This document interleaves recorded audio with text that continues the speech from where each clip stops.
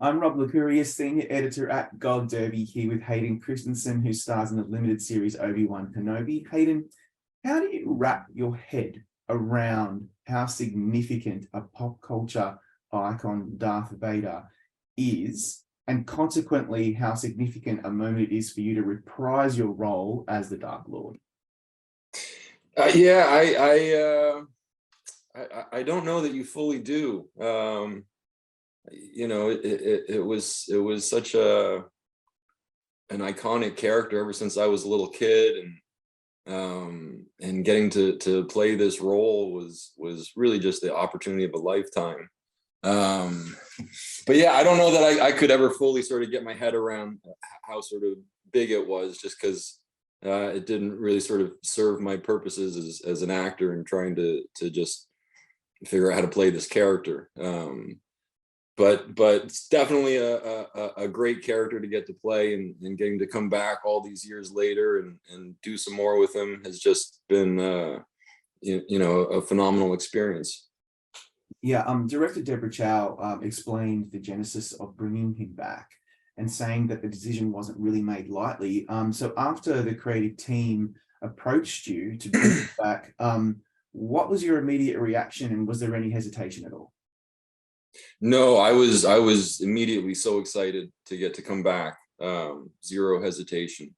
I had heard about this Obi-Wan Kenobi project, and that Ewan was getting to go back, and I was thrilled for him, and excited to get to see him play this character again.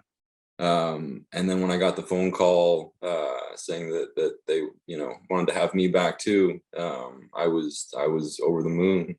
And when I met with Deborah for the first time, and she kind of told me a little bit about what she wanted to do, and how she wanted to handle the character, I thought it sounded really spot on. And she is someone that has a lot of reverence for this character, and really kind of wanted to do him justice, and also really understands this character. So I thought I was in good hands with her.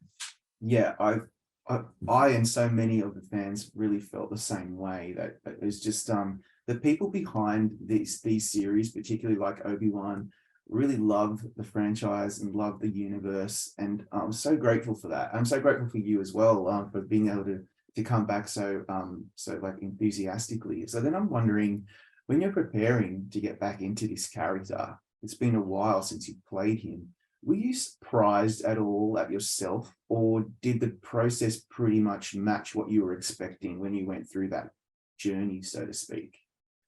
As far as like Bringing him back into your just getting back into the character again. Yeah, I mean, I think there was kind of like, there was two really significant scenes for me. There was the flashback scene, and that was really a function of just trying to recapture the essence of the character at that time in his life, and that came surprisingly easy. Just putting the costume back on again, and I'd spent so much time with Anakin. I know him very well, and then getting on set with Ewan, it just all kind of just fell into place, and it was like no time had passed. And then the other sort of significant scene for me was the one at the end, the confrontation between Obi-Wan and Vader when he cracks the helmet. And that was really exciting for me, because it was really exploring new ground, and taking this character to a place that we haven't seen before. And so I was so excited by that challenge, and just getting to sort of understand Darth Vader at that point in his life, and instill a little bit of Anakin into him, and the way that scene was written was so perfect. So I felt really honored, to get to do that scene, and I was so happy with how it came out.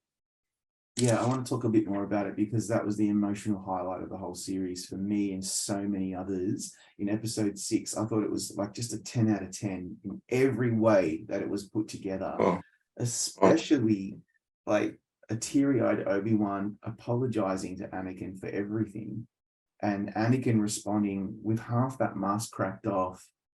You know, I really can't put it into words. I'm just curious. You're both lit with those lightsabers as well. What did you think about all those creative choices that were made to bring that scene to life? Because there's nothing else like it. It's really good. Yeah, thank you. It's credit to a lot of people that contributed to that scene, from the design of the mask and how it was cracked and how much of the face we were going to get to see, and Doug Chang and his whole team, and the work that they did, and the cinematography, the lighting, and Deborah is obviously the person that brings it all together, and it's really, hats off to her, because she, I think, had the vision for it, and really gently guided Ewan and I sort of through that scene. But it was a big one, and we all knew it was a big one going into it. Just when I got onto set, it felt different on set, and yeah, I was on set. I got there, and Ewan was there, sort of on his own, just getting ready, waiting for myself, and so I got there, and we just started talking about the scene a little bit, and before we knew it, I turned around, and the entire crew had gathered, and lots of people from the production offices had come down, and we had an audience, and so we then we got into it, and the very first take, it just kind of worked, and we knew we were sort of in a good place, and so we started to kind of play with it a little bit and try some different things, but what really surprised me was what Ewan brought to it, and I think it's his performance that really makes that scene so heartbreaking, is because you feel it in his performance, and I was kind of caught off guard by that as well. It was a very powerful experience, and a professional highlight for me, getting to do that scene with Ewan. I can only imagine, because I would have loved to have been a fly on the wall. I'm not surprised that everyone wanted to watch it. I mean, this is the rematch of the century. As a kid, and I was telling this to Deborah, I've seen the scene where Vader vanquishes Obi-Wan on the Death Star probably 100 times, and it means a lot to me. And just to contextualize that scene in this, it just shows you, doesn't it, Hayden, how art, film and cinema and TV can have such an impact on our lives. What do you feel about that, given that you are now part of that? It's incredible, the power of the medium of film, and Star Wars is so successful at that, but that scene was, I think, critical to just furthering our understanding of that relationship, and just makes it all that much more tragic. But yeah, the power of Star Wars is incredible, and every day that's it's not lost on me. And I feel very fortunate to get to be a part of something that has this kind of impact. Yeah, I can imagine. So I loved the flashbacks that you mentioned earlier with you as Anakin before he becomes Vader on Mustafar. So there's some great swashbuckling in episode 5, for instance, notwithstanding all the training and rehearsal, which I am assuming would have been arduous and challenging. But when it comes time to actually film those scenes and really go for it, what's going through your mind? Do you recall back in the day when you were on set that day?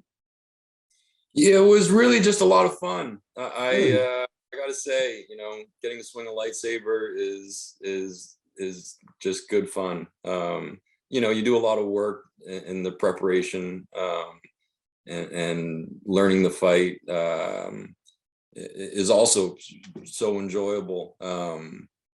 But it's months of getting the choreography right, and being able to execute the way that you hope your character would. So by the time you get onto set, all that work is done, and Ewan and I also have sort of a natural kind of rapport and timing with each other from our prequel days, and so it really was just like old hat, swinging a lightsaber with Ewan again, and we were having a blast. Wow. You obviously worked together on Attack of the Clones first. That's where you met in mid-2000, I think, in Sydney. And I read that it had been a long time since you'd seen each other. What was the first day on set where you reunited, and what was that like? It was a special day. Ewan and I had gotten together before filming had started, just to sort of catch up a little bit, because we hadn't seen each other in a while. But that first day back on set, when we were both in costume again, and I saw him as Obi-Wan, and he got to see me as Anakin. It was the scene where Obi-Wan sees this sort of the like apparition, not apparition, but like he's sort of hallucinating a little bit. He thinks he sees Anakin in the desert. Yeah. And so I was there in my Jedi robes, and yeah, it was a very special moment, and gave him a big hug, and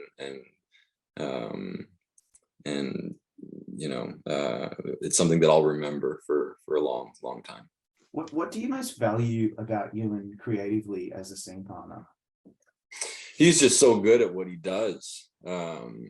He understands the craft of acting really well. He's a classically trained actor, and he's just a natural at it. When we were doing the prequels,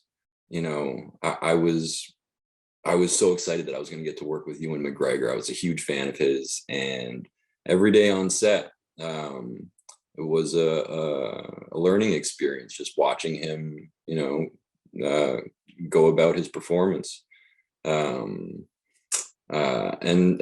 you can't get a better scene partner. He's so committed, and he, genuinely really cares about the work and the outcome. And he gives it everything he's got. Yeah.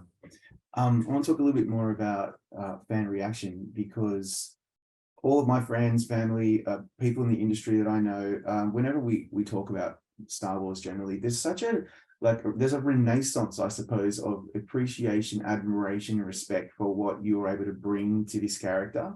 That perhaps maybe wasn't there, 25 years ago, or whenever it was when you first played him as a much younger man. And I just love that people are finally coming around to that. When I saw you at Star Wars Celebration in London, I couldn't believe how taken aback you were with the enthusiastic and love and admiration that you were getting from the fans. Do you recall what that was like and what that experience meant to you? At the celebration in London? Yeah. I was definitely caught off guard by the reception I got from the fans. It's been a journey with this character and with this franchise, and it's, life is funny, sort of, the affection that people have for those films now, and so yeah, when I was walking out on stage, and I just sort of saw all these faces of all these people showing their support, it was very touching, and I was emotionally moved by it, and yeah, it was a special moment. I want to ask you one random question before we wrap up, I suppose, and that is, back in 2001, you were kind of riding high on, this huge sequel trilogy, or prequel trilogy, sorry, and you're a big name. And then you got nominated for a Screen Actors Guild Award for Life as a House. And I was so excited about that because obviously as a fan of Star Wars and a fan of your work, and I loved it how your fellow actors were really enthusiastic about recognizing your performance. Do you remember what that was like? I can't remember if you were there or not. I think you were. But what was that like being a nominee? For the Life as a House film? Yeah, that was an exciting time. That was a film I was very proud of, and it was, a nice thing that my performance got some recognition. The SAG Awards, I forget, it was the SAG Awards, and I got nominated for a Golden Globe. yes. But yeah, the whole thing was really nice, and I got to take my mom to one of the events, and I think my grandma accompanied me to the other, and yeah, it's a nice thing when you get that sort of recognition, I guess. Yeah, I think it's it's a nice little pat on the back. It's better than a kick in the face. It's better than a kick. Absolutely. If you were able to come back as Vader again in future in other series, would you do it, or would you just think maybe you've done enough and it's time to move on? No, 100%. I'm there. I love this character, and if the opportunity presents itself, I'm there with bells on. Well, Hayden, thank you so much for your time today. Congrats on some beautiful work in Obi-Wan Kenobi, and yeah, we really appreciate it. Thank you so much. Thanks, man. I appreciate it. Nice talking with you.